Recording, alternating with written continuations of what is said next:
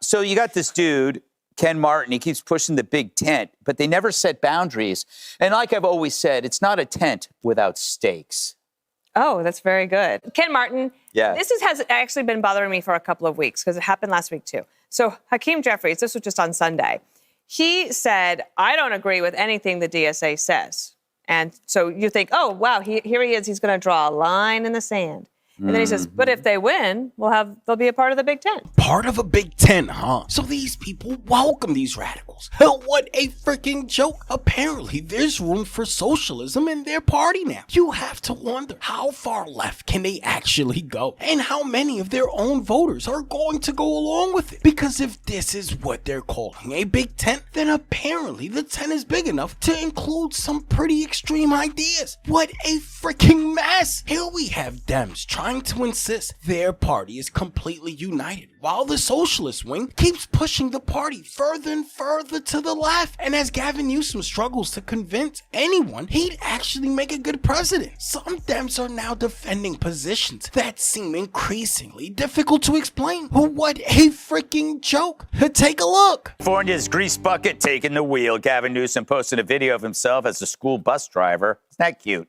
Not to kidnap children, of course, but to hype up California's $500 million push for more electric buses. So he's got no problem burning through taxpayer green, but ask him about driving the country and suddenly he can't find the keys. Would you be a good president? We'll see. I don't know. But what do you think you would? That's a difficult question to answer. I mean, so I have no idea. I would like to think I would be, but that's for others to determine. By the way, I think I was a pretty good mayor. I think I was pretty good, but people have different opinions, and so I'm not naive about any of this. But Newsom's getting shoved into the back seat because the DSA is driving the Dems off a cliff. Here's one of their many co-chairs trying to tout Fidel Castro's Cuba to a Cuban-American anchor. My grandfather found that revolution hoping to bring democracy to Cuba. And then what happened? Fidel Castro locked my grandfather up. We're seeing many people in the United States who are seeing who are struggling under massive inequality in the United States. So putting out a statement about Fidel Castro courts those people? We want to expand democracy. And Fidel Castro was a beacon of democracy? I wouldn't say that. I think that the revolution in Cuba led to an expansion of things like universal health care. And the DNC chair seems to have given up fighting the Reds.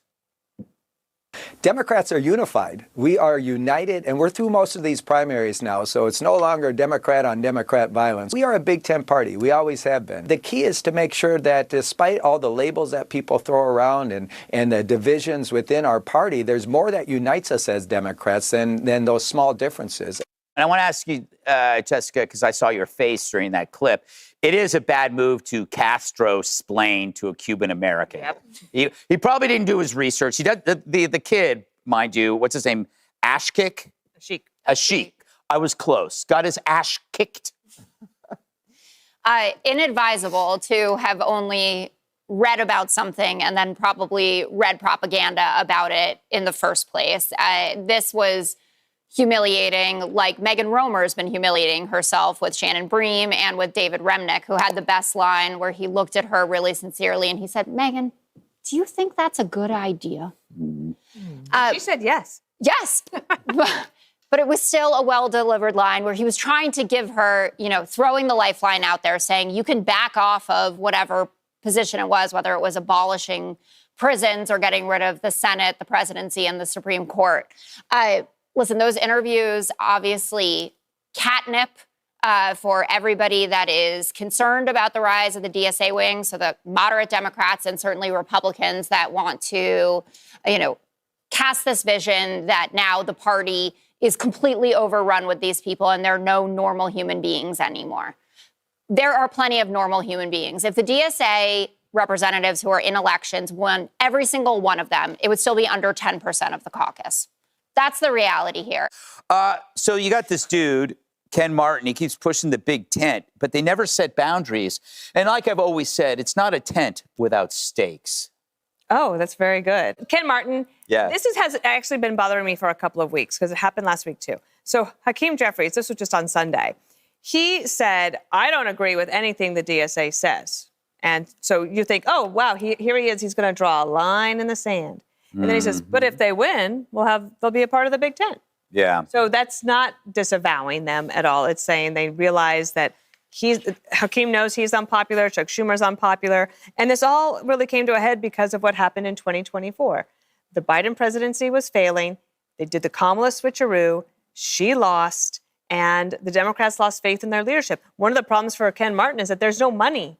Nobody wants to donate to the Democrats there. And as for Gavin Newsom, I don't see why he wouldn't just say, yeah, I'd be a great president. Mm-hmm. Why not just own it? Because it's a humility that keeps him from doing it. You think he's got that? Yes. He's a very humble man. It seems like fake humility. Yeah. And I think do you think if Al Sayed was asked right now, do you think you'd be a great president? He wouldn't say, hell yeah. He'd say, I'm the bomb.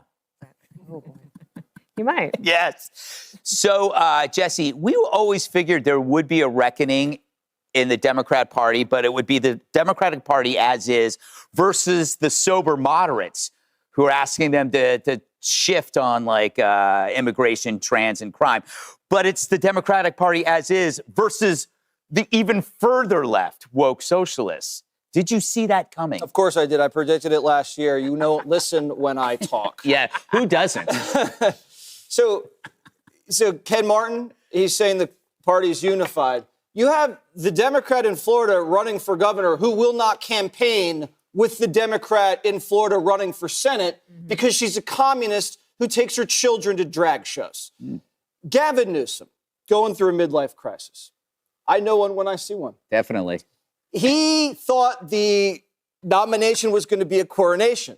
And so he was set up, straight white male, Silicon Valley money, and he started moving a little to the right. Remember, he thought the country was moving right, so he was going to interview Bannon, right? And then he was getting cocky, flew all the way to Europe and throwing around knee pads. And then he had the book tour.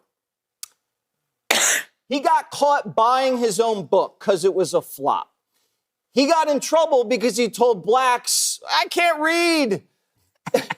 And Kamala's book way outsold him. So the ground starts shifting underneath him, right? The whole party lurches hard left against the establishment, lurches way against data centers. That's where all his money comes from. All of a sudden, AOC is winning in the prediction markets. All of a sudden, South Carolina is the first primary. Kamala's going to win that. So he's like, am I going to be a good president? Having a nervous breakdown. Have fun with it. I mean, this is supposed to be intriguing. So it's just be I never considered running for president. Why do you ask? Or, nice try, big guy.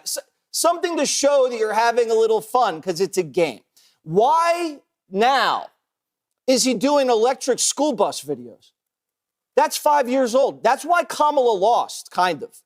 You have gas at $4 a gallon. Democrats even talking about global warming. It's like a dead issue. And we don't care how good a school bus is. We care about how good the schools are. And obviously the schools suck because they're pumping out commies who say on CNN, Castro's a great dude.